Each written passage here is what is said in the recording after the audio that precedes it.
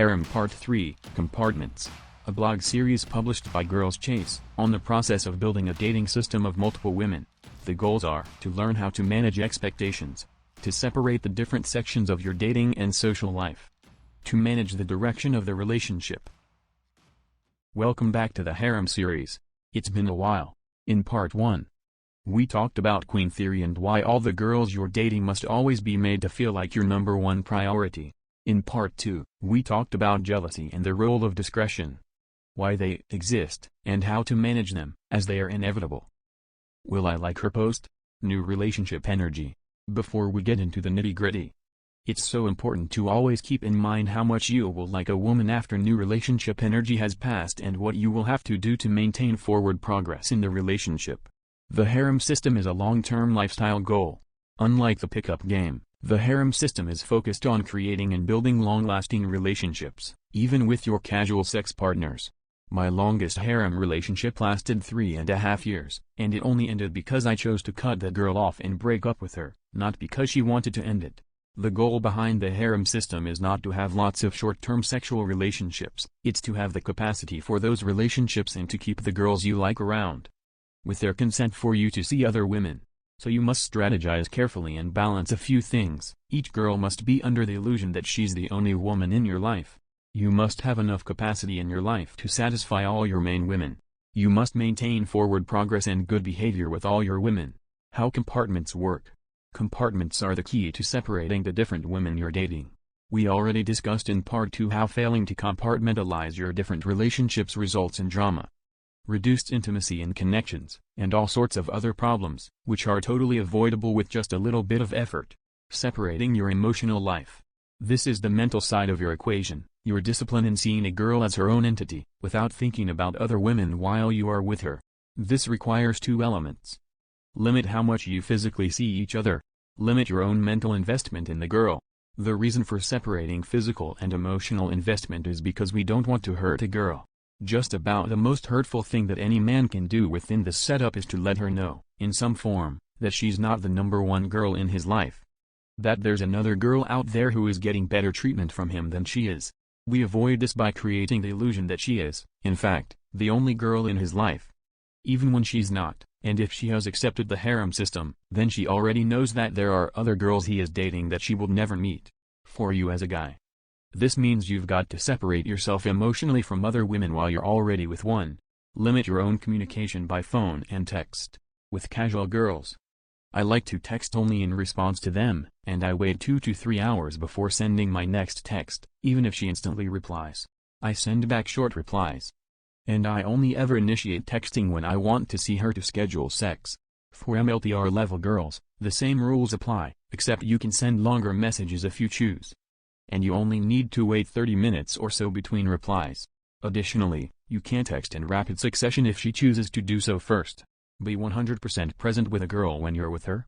And don't do anything else if you can avoid it. Don't text other girls, don't check your phone, and lock it so no one can see who is texting you or what your unread messages say. Playfully deny any involvement with other girls, or joke with her about the truth. A girl might ask, "So, how many other girls are you seeing?" And I'll reply, "Maybe like 10, 15. The fingers on my hand count, right?" A girl might say, "I really want to know about the other girls in your life, I think it'll help me be at peace with it." A classic trap. In return, I will ignore her, or reply, "It's none of your business, I don't talk about it with anyone." Use your silence and lack of frequent communication to keep her guessing, and to allow her to reach out to you so you can reward her. Never text a girl first unless it's to schedule a meet or date with her. If she texts you first, feel free to respond. The frequency and style of the response depend on how she fits into your life. Separating your social and public life. This is another key lifestyle difference between a traditional monogamous girlfriend and non-monogamous relationships within the harem system. Most guys, once they get a girlfriend, will inevitably get super involved in her life and vice versa. A guy might see his girlfriend multiple times a week, introduce her to all his friends and social networks, and take her to work events and family events. Inevitably, you bring your girlfriend closer to your network, and she brings herself closer to yours, if you let her. This also affects breakups equally powerfully. In the harem system, this works quite differently because there are multiple girls in the picture. Each of them wants to be the number one girl. So you must make the trade-off, keeping your social life a little bit disconnected based on the women in it. Girls you're dating should have an idea that you're seeing other women. But these women must always be out of sight, out of mind, with zero proof. This means you must structure your social and public networks in a similar format. Eliminate all things which could make you an item with any one girl, such as inviting her to a work party where all your co-workers meet her. If you do choose to bring a certain girl to such events, then she becomes a de facto part of that social circle, and you cannot introduce any of the other girls you're seeing into that circle. It's generally safe to meet and hang out with the girl's friends. If you're bringing a girl into your own social circle, you must keep in mind the viewpoints of everyone in your group regarding non-monogamy, especially the wives and girlfriends of your male friends. Also, be careful which social networks you introduce girls to. Once you bring a girl into a social network, she becomes part of that network with you until that relationship ends. She may even exceed your own status and connections within it, possibly preventing you from ever introducing other girls into that network. You must be very careful from the get-go. My longest-running L.T.R. of 3.5 years, Danya, I introduced into the open sexuality, kink, and swinging scene at around the 2-year mark in our relationship. She took it and ran with it, meeting everyone and going to more events and workshops than I did. By around the 2.5-year mark, she had superseded my own status in the circle. It got to the point where she started to block my own endeavors. I used to go to these events to meet women to date and sleep with, but I soon found myself with her at each event. And while it definitely raised my pre-selection, it also blocked me from meeting a lot of other women. Eventually, I learned that to date Tanya was a mistake in the first place. She wasn't up to the standards I desired and had changed for the worse since we started dating, but now I was stuck with her. I couldn't let her go without her affecting my status in that social circle, because that could risk her destroying my reputation with everybody to save her own face. So I was forced to date her for another 8 months or so before I finally got the opportunity to cut it off organically when she started seeing another guy. But even now, she's still a little hurt. And I still run the risk of her destroying my reputation in the circle if she chose to. Always treat her like number one. When compartmentalizing a relationship, always remember that it's key to treat each girl you're dating like your queen and to make sure that each of those girls always feels like she's your number one girl at any given time. The harem system is a little fantastical because we're creating a very specific reality structure that the girl must first accept. As her guy, you need to ensure you never allow her to see your dating truth. A girl you're dating must always feel like she's your only girl, and you must never show proof or evidence of dating other women. Even though she knows that you are. I learned this lesson the hard way recently. I was out with my favorite girlfriend and we were swinging by my apartment to check on some laundry I was doing. She came along with me to hang out. I had popped out my phone and forgot to lock it when I put it back into my pocket. About 5 minutes later, we heard the voice of another girl coming from my pocket. Hello? I pulled out my phone to find that somehow, my phone had video called a different girlfriend in my pocket. I ended the call before it went any further, but it was too late. My favorite girlfriend was suddenly furious and, in the blink of an eye, the vibe between us had gone from loving and connected, almost monogamous, to insane, overreactive drama. My girl kept asking me who she was, if I was going to call her back later. That maybe I'm busy with someone else, and who is she, exactly? She wanted to know where she lived and if I FaceTimed her all the time, which I didn't but it sure seemed that way. My girl was so mad that she didn't let me touch her. She wanted to leave immediately. The only thing I could do at that point in time was to let her leave. She wasn't open to talking, and was overreacting, quite frankly, so I was about to let her go anyway. She got her things and left without saying a word. She texted me later that night. You didn't do anything wrong. I knew you had other partners and the phone rang accidentally. But it also made me realize I can't do this, I need something more stable. I try to ignore the fact that you have other partners, but it really bothers me. Like this morning, when I had the nightmare. It's difficult for me to be close to someone that I know has other partners.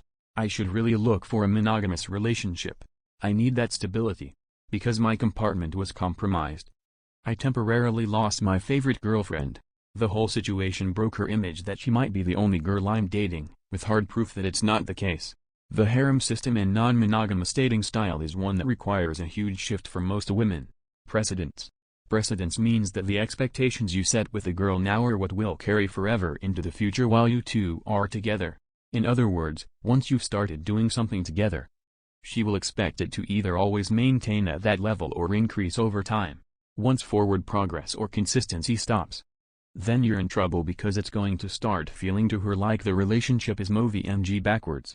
This means that once you start doing something in your relationship with a casual partner or an MLTR, she'll start expecting you to always do those things with her.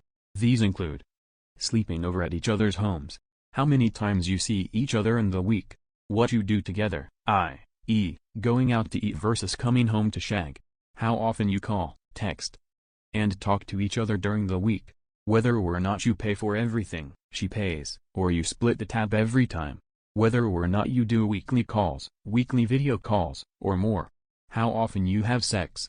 She always wants more forward progress. Give her an inch, she'll take a foot. Give her a foot, she'll take a mile. One of the most important quotes my uncle taught me about women went like that, and it's one that's helped me to understand female behavior ever since. Women are biologically programmed to want more and to always be seeking something greater. Your last actions set her expectations for the future. One of the mistakes I made with a girlfriend was seeing her 3 to 4 times a week for the first 3 months of our relationship, before downgrading her to once a week after those 3 months because I got more new prospects with women. Huge mistake. One that mired me in drama with her for the remainder of our time together because it violated queen theory. She didn't feel like number one anymore. Another mistake I made with a girlfriend was attempting to make her a casual sex partner after I had already made her an MLTR long before. I lost the desire for her. So I thought I could just flip her into a different role. That plan didn't work out well. It just created more drama between me and her and caused her to chase me more. You can never truly downgrade a girl because that equals a loss of forward progress in the relationship, but you can always upgrade. Thus, it's better to move slowly with girls, to extend the life cycle of each girl in the system. It's not just your schedule, it's hers, too. As you start pulling more girls into your system and build out your harem, you may be seeing 3 to 6 women in your rotation at any time. At my peak, I had 7 women in my rotation. Some of these girls will be casual, others will be MLTRs. Either way, they will require some time to maintain, especially MLTRs, so you must find ideal days to see them when they're free.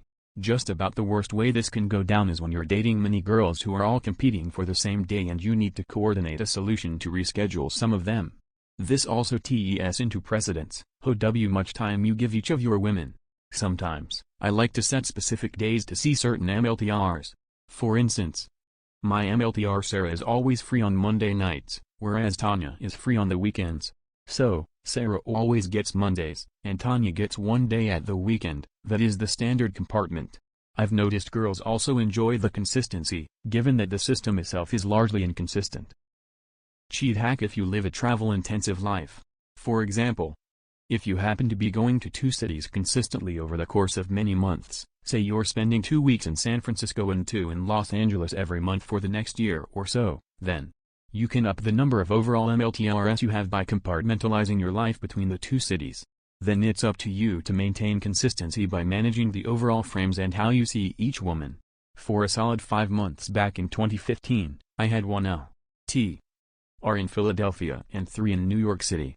I was going to Philly once a week anyway, so I made it work with her. It didn't continue after she started wanting more and I stopped having to go to Philly all the time. Moving is another way this can be utilized. In 2017, I moved from New York City to another city on the East Coast. At the time of moving, I had 3 MLTRs in my life, cutting a 4th right before I moved, and one of them was extremely drama-prone because I had set poor precedents with her earlier in the year, so I ended that one. That left me with 2, one who moved to the West Coast and another who stayed in New York. This has left me in an interesting situation, a girlfriend on the West Coast, a girlfriend in New York City, and free reign to pursue women locally. All I need to do to maintain my girlfriends on different coasts is to see them every now and then and stay in contact. Summarizing compartments. Compartments are one of the most important concepts behind creating an effective harem. By isolating each girlfriend into her own little box, along with its own social networks and frames, a man can make any girl feel like his number one and create the illusion that she's the only woman in his life, even if she may not be. To do this requires extensive care and discipline. Due to all the requirements of the harem lifestyle, a man can only do this with a set number of women to manage everything well and keep things in balance. This brings us to my next article. Part 4 of the Harem series, which covers the different tiers of girlfriends, a man's capacity for different relationship setups, and what that looks like in terms of lifestyle.